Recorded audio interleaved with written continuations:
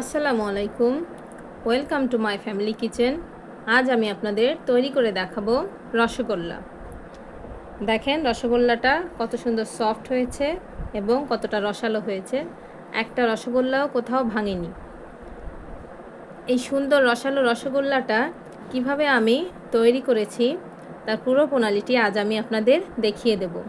আপনারা শুধু আমার পুরো টিপসগুলো ফলো করবেন এবং আমি যেভাবে তৈরি করেছি ওভাবেই তৈরি করার চেষ্টা করবেন। তাহলে দেখবেন আপনারাও ঘরে বসেই পারফেক্ট রসগোল্লাটা তৈরি করছেন। তো চলুন দেখে নেওয়া যাক কীভাবে আমি তৈরি করেছি এই রসালো রসগোল্লাগুলো। প্রথমে আমি 1 কাপ চিনি নিব। 1 কাপ চিনিতে আমি 2 কাপ পানি দিলাম।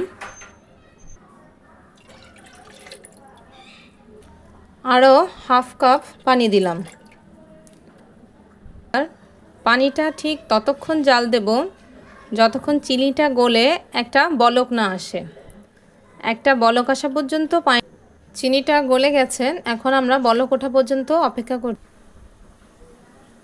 দেখেন চিনিটা বলক উঠতে শুরু করেছে। এখনই আমি চুলাটা বন্ধ করে দেব, এটা আর জাল দেওয়ার প্রয়োজন নেই। এবার দুধে ছানাটা কাটতে হয় কিভাবে এটা দেখাবো।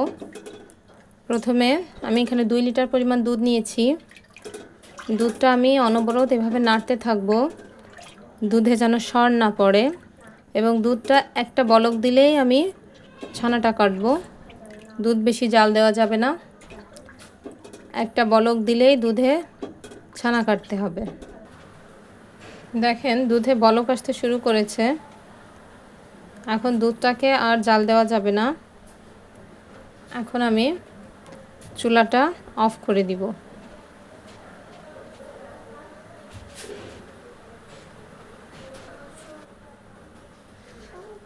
চুলাটা অফ করার পরে সাথে সাথে কিন্তু আমরা দুধে ছানা কাটবো না। অন্তত দুধটাকে 2 থেকে 3 মিনিট রেস্ট দিতে হবে। সাথে সাথে ছানা যদি আমি কাটি তাহলে ছানাটা শক্ত হয়ে যাবে। 2 থেকে 3 মিনিট রেস্ট দিয়ে তারপরেই কিন্তু আমি দুধে ছানাটা কাটবো। আপনারা দুধে ছানা কাটার সময় অবশ্যই এই টিপসটা ফলো করবেন। 2 টেবিল চামচ পরিমাণ ভিনেগার নিয়েছি, সাথে নিয়েছি 2 টেবিল চামচ পানি। এখন আমি ভিনেগারটা দিয়ে এই দুধে ছানাটা কাটবো। প্রথমে অল্প ভিনেগার দিব, অল্প করে ভিনেগার দিব, পুরোটাই দিয়ে দিব না। দিয়ে এভাবে হালকা হাতে নাড়বো। জোরে জোরে নাড়লে ছানাটা নষ্ট হয়ে যেতে পারে, তাই অল্প ভিনেগার দিয়ে দুধের সঙ্গে এভাবে ভিনেগারটা মিশিয়ে নেব।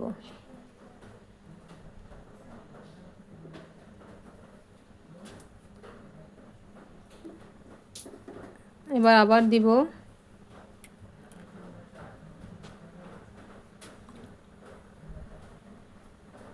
দিয়ে আবার একটু মিশিয়ে নিলাম, এভাবে আরেকবার দিলাম।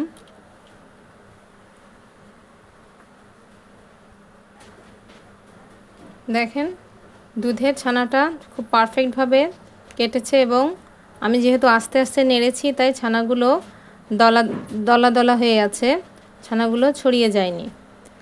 আর পারফেক্ট হবে আপনি এটা বুঝবেন যখন দেখবেন যে ছানার বাইরে সবুজ পানিটা হালকা সবুজ হয়েছে, তখন বুঝতে পারবেন যে আপনার দুধে ছানাটা পারফেক্টভাবেই কাটা হয়েছে।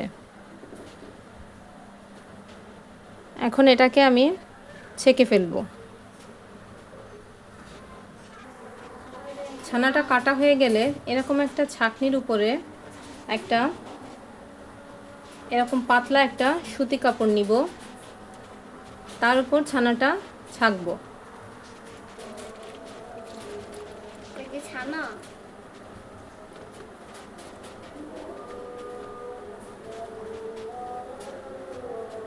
দেখেন মাশাআল্লাহ ছানাটা কত সুন্দর হয়েছে।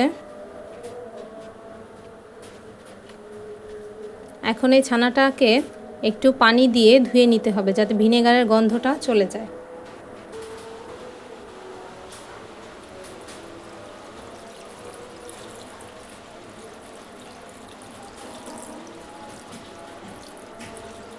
এভাবে হালকা হাতে পানি দিয়ে ধুয়ে নেব। ছানাটা পানি দিয়ে ধুয়ে নেওয়ার পরে এবার কাপড়টাকে এভাবে এরকম হাতে ধরে এরকম প্রেসার করব যাতে পানিটা বের হয়ে যায়। তবে খুব জোরে প্রেসার না, হালকা হাতে প্রেসার দিতে হবে।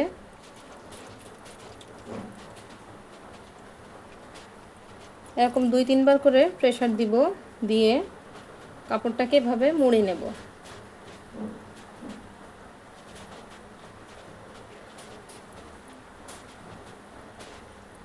এভাবে একটু মুড়ে নিলাম।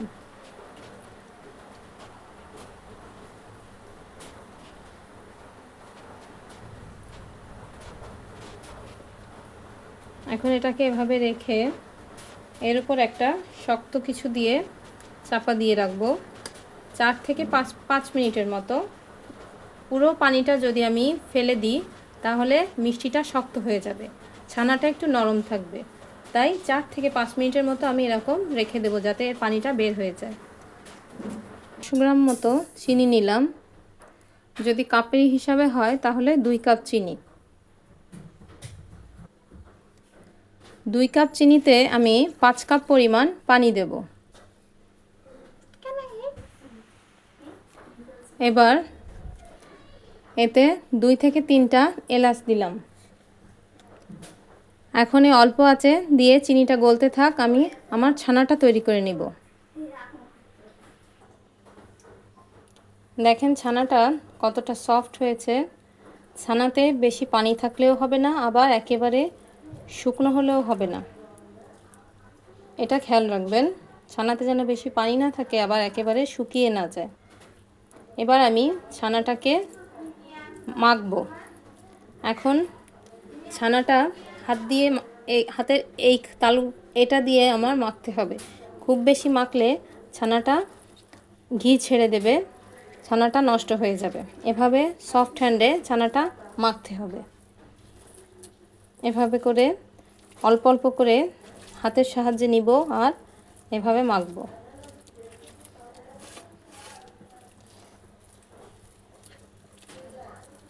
খেয়াল রাখবো খুব জোরে মাখবো না, অনেকক্ষণ ধরে মাখবো না। ছানাটাকে আমার কাজ হলো নরম করতে হবে। এভাবে মেখে ছানাটাকে নরম করতে হবে। কিছুক্ষণ ছানাটা মেখে নিয়ে 1 টেবিল চামচ পরিমাণ ময়দা দিয়ে আমি ছানাটাকে আবার মাখবো।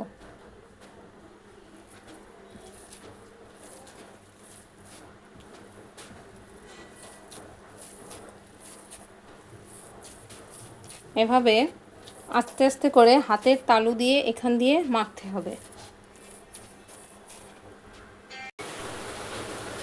আপনারা কখন বুঝবেন যে আপনার ছানাটা পুরো তৈরি হয়ে গেছে? যখন দেখবেন আপনি যে টেবিলে যেখানে আপনি ছানাটা মাখছিলেন ছানাটা আর এই পাত্রে লাগছে না। দেখেন আমার হাত থেকেও সব ছাড়িয়ে গেছে। তখন বুঝবেন যে আপনার ছানাটা পুরোটা তৈরি হয়ে গেছে। এখন আর ছানাটাকে মাখা যাবে না। এখন এটাকে ছোট ছোট করে বল করতে হবে। আপনি যেমন শেপ দিতে চান তেমন শেপের করে নিতে হবে।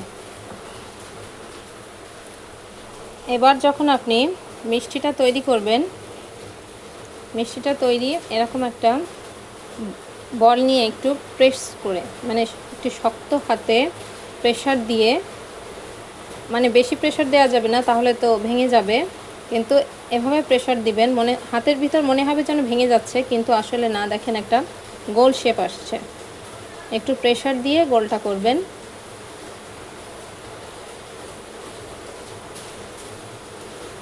দেখেন কত সুন্দর একটা শেপ চলে আসছে। আর এবং বাইরেটা খুব লক্ষ্য করে দেখেন, একেবারে স্মুথ। বাইরেটা কোথাও কোনো ফাটা ক্র্যাক নেই। তাহলে বুঝতে হবে যে আপনার ছানাটা ঠিকমতো মাখা হয়েছে। ছানা যদি ঠিকমতো মাখা হয় তাহলে গোলটাও সুন্দর হয়।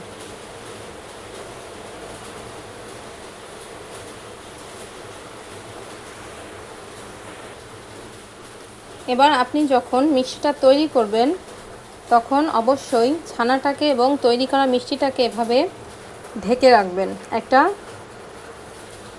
সুতির ভেজা কাপড়ে ঢেকে রাখবেন, তাহলে ছানাটাও শুষ্ক হবে না এবং মিষ্টিটাও শুষ্ক হবে না। যতক্ষণ আপনি শিরায় না দিবেন ততক্ষণ মিষ্টিটা এবং ছানাটাকে ঢেকে রাখবেন। দেখেন সবগুলো রসগোল্লা আমি তৈরি করে ফেলেছি, কোনোটাই কিন্তু কোনো ফাটা নেই, তার মানে আমার ছানাটা খুব সুন্দরভাবে মাখা হয়েছে, তাই আমার রসগোল্লাগুলো সবগুলো পারফেক্ট হয়েছে। এখন আমি শিরাটা তৈরি করব।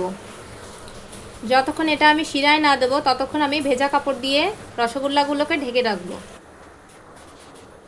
দেখেন লো হিটে আমার চিনিটা পুরোটাই এটাকে রান্না করব। যতক্ষণ বলক না উঠবে ততক্ষণ আমি হাই হিটে জাল দিতে থাকি। এরকম বলক উঠবে তখন আমি ঢেকে 3 মিনিট জাল করব। 3 মিনিট জাল করার পরে এখন আমি এতে রসগোল্লাগুলো দিব।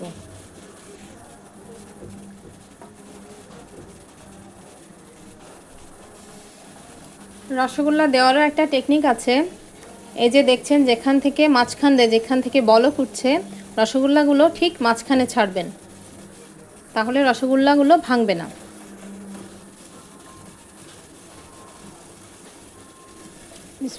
ঠিক মাঝখানটায় ছাড়ব।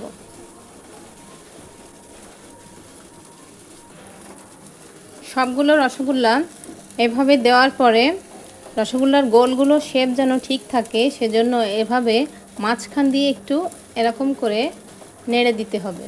খুব সফট হ্যান্ডে এভাবে নাড়তে হবে। 3 মিনিট এভাবে হাই হিটে জাল দিব। 3 মিনিট হাই হিটে জাল দিতে হবে এবং রসগোল্লাগুলোকে এভাবে একটু নেড়ে দিতে হবে।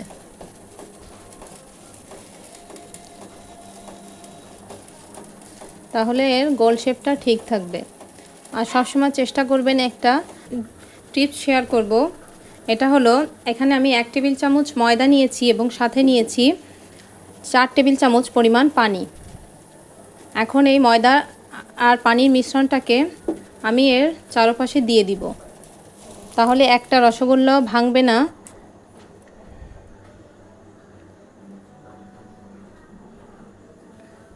এখন আমি এটাকে 10 মিনিটের জন্য ঢেকে রান্না করব।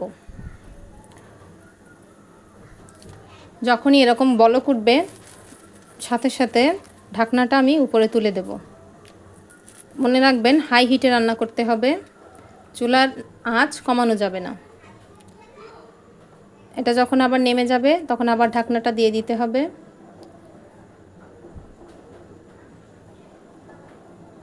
এভাবে আমি 10 মিনিট রান্না করব। 10 মিনিট রান্না করার পর এখন আমি চুলার আঁচটা বন্ধ করে দিয়েছি।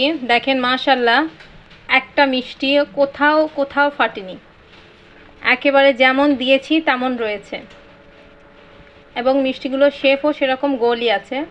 এখন আমি 5 থেকে 6 মিনিট এভাবে রসের ভিতর রাখবো। 5-6 মিনিট পরে আমি আগে যে রসটা তৈরি করে রেখেছি সেই রসে ভিজাটা তৈরি করে রেখেছিলাম। এখন রসগোল্লাগুলো সেই রসে ছেড়ে দেবো। দেখেন রসটা ঠান্ডা হয়ে গিয়েছে। এখন সবগুলো রসগোল্লাই এই রসের ভিতর থাকবে সারা রাত, অন্তত 2 থেকে 3 ঘন্টা। যদি ইমার্জেন্সি লাগে 2 থেকে 3 ঘন্টার আগে এটা কিন্তু খাওয়া যাবে না, নাহলে রসগোল্লা কিন্তু ফুলবে না। সবগুলো রসগোল্লা এখন এই রসে সারা রাত ভিজিয়ে রাখবো। তারপর সকালে আমি আপনাদের দেখাবো যে আমার রসগোল্লাটা কতটা সুন্দর হয়েছে। সারা রাত ভিজিয়ে রাখার পরে দেখেন রসগোল্লাগুলো কত সুন্দর ফুলে উঠেছে এবং মাশাআল্লাহ সবগুলো একেবারে পারফেক্ট হয়েছে।